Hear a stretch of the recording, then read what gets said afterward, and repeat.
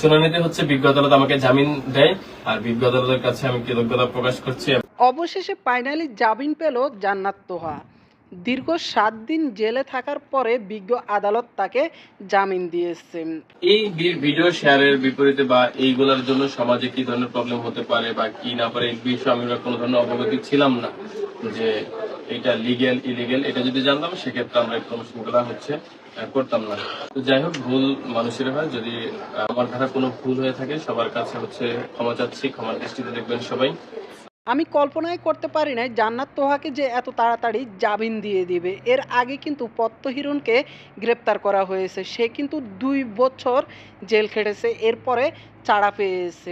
এখন যারা নতুন কন্টেন্ট ক্রিয়েটার আছেন তাদের উদ্দেশ্যে একটা কথাই বলবো, যখন আপনাদের একটু ভালো ভিউজ হতে থাকবে, আপনাদের আইডিগুলো র্যাঙ্ক করতে থাকবে, তখন আপনাদেরকে অনেকে অর্থের লোভ দেখিয়ে বলবে যে আমাদের এই সাইটটা প্রমোট করে দাও, এই সাইটটা প্রমোট করে দাও, তাহলে তোমাকে ভালো একটা অ্যামাউন্ট দিব। আর তখনই আপনারা লোভে পড়বেন এবং এগুলা প্রমোশন করে নিজেরা কিন্তু বিপদে পড়ে যাবেন। এজন্য আপনারা সতর্ক থাকবেন এই সকল থার্ড পার্টি অ্যাপস প্রমোশন করার থেকে।